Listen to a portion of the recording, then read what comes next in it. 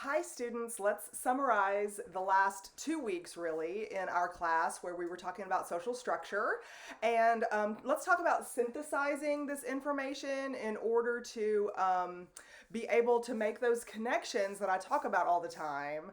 And when we have all this information that we're gathering from day one all the way until the end of class, all of this builds this knowledge base we're building. You're not just supposed to be kind of filing it away, you're supposed to be accessing it and synthesizing that information to come to conclusions. And that's really what the sociological imagination is all about. Remember, you're supposed to be able to make informed or educated connections between social structure and the macro scale aspect of social life, and how that trickles down and affects things about daily life in the middle realm and then also in the micro realm of our behavior. And so last week we went from macro to micro with the different parts of social structure. This week we looked at really interpersonal communication and the way that we interpret situations and react to that, the different masks that we wear, so to speak, in the different performance settings that we're in.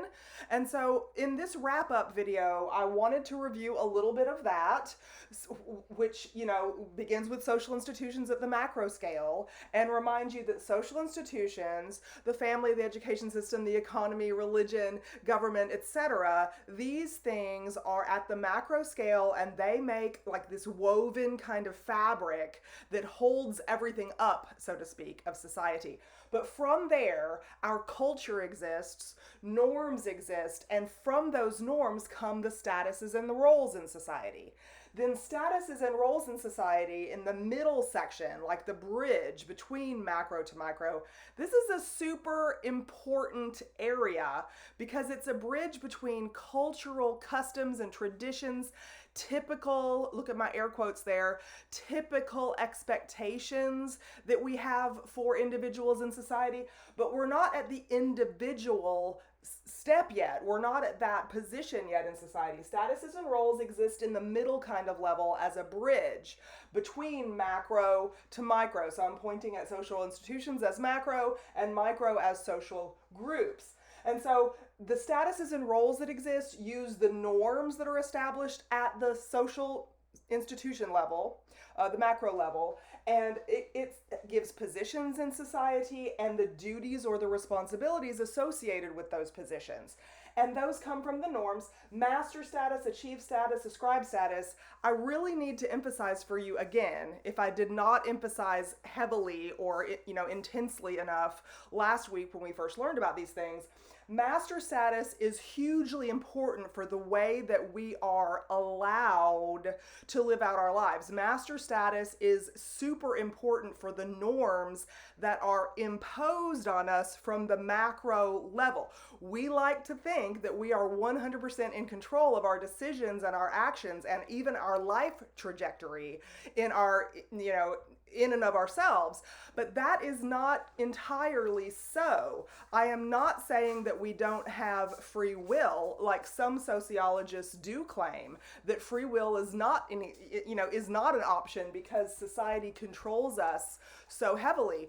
But what I am suggesting is that the master status that exists for you in society, you because of the ascribed status that you occupy, is super important for the way that everybody around you judges your decisions, your actions, your behaviors. And so master status, think of it as like a combo status. Combo statuses are like compound words, right? You take a couple of different statuses and stick them together. So for instance, parent is a status. It's an achieved status, but parent is only an achieved status. It's not a combo status. But if we break that down into mother and father, now we've got two different combo statuses because we have overlapped the ascribed status of sex category onto the achieved status of parenthood. and you've got mother and father. And when you look at roles associated with mother and father, some of them are the same, but a lot of them are different. There are some things that father is expected to do by society and within the micro household because of those social expectations that mother is not necessarily expected to do, and vice versa. Mama is expected to do a whole bunch of stuff that's similar to papa, but not always identical. There are separate sets of roles that go with those two compound statuses. And when you look at the need, when you overlap another social institution onto it, not just family, those statuses come from family, but when you overlap another social institution on top of that, economy, we have to have workers, right? And so when we think of parenthood, mama and papa, who typically, there's my air quotes again, traditionally, air quotes, customarily, air quotes, who is the breadwinner of those two? There's another compound status, breadwinner. What is that supposed to mean? Do we apply that to mama? Do we apply that to papa? Well, I think traditionally, you know who it's applied to, the father. And when we say caregiver, there's another extremely compound status. And when that certainly is a job that needs to be filled within the household, it is a non-paying job usually, but it has huge economic significance. Because if you don't have mama caregiving, you sure got to pay somebody else to do it. And it ain't cheap. Let me just get an amen for that. So that is a super compound status that on the macro scale, mama is seen as the master status that a female has in society, even when she's in the workforce. Let's say that mother and father work at the same industry with the same job and the same job status, share the same kids, and when the school nurse needs to call somebody to come and get Johnny because he's got the sniffles, who is expected to leave work that day, go get Johnny and take care of him at the house? Mama or papa? Think about it for just a second. Traditionally, customarily, typically, all in air quotes again, who's going to leave work and go do that? And so that expectation, that role associated with mama, that caregiver associated with the household that gets that sex category, that's a master status. Your sex category is a master status in every society around the world. I think we mentioned in the education field that so many societies around the world have an education system, but not similar to ours, where we educate males and females alike through the 12th grade. In some societies, males and females are educated up to about the 5th grade level, and only after that do males continue with education, because around the 5th grade is really customarily, typically, traditionally in those societies only expected for females, because they do need to know how to read medicine bottles and how to, do certain, things around the house, household economy and simple things like that, because their master status, the expectation that society has on the macro scale for what they're going to do on the micro scale, is mama and caregiver and household and wife and this kind of thing. Some societies don't educate females at all, because why do you even need any education? Your path, your life trajectory is carved out for you. And so master status is really super important. I mean, I cannot emphasize this enough with you.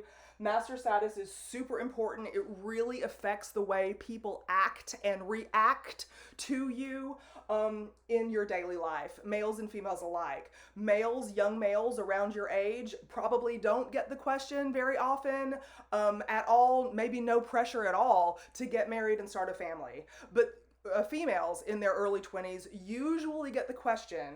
I would venture to guess, it's just a guess, but I would venture to guess once a week. Do you have a boyfriend? You think you're going to get married? You're going to have kids? How many kids do you want? Like, somebody might ask you, are you in school? What are you going to do for your career? But the kids question always comes up for a female, and less often comes up for males in their early 20s. And so let's just look at, is it because the people around us are sexist jerks? No, it's because social institutions create the norms and the statuses and roles feed off of those norms. We are supposed to behave, there's my air quotes again, we're supposed to behave in the ways that we're supposed to behave based on the norms at the macro scale, and then our social groups and the interaction that we have on the very micro scale, the muy micro scale, as I've referred to it in previous videos, is affected by the way people are reacting to your interplay with what your master status is supposed to be.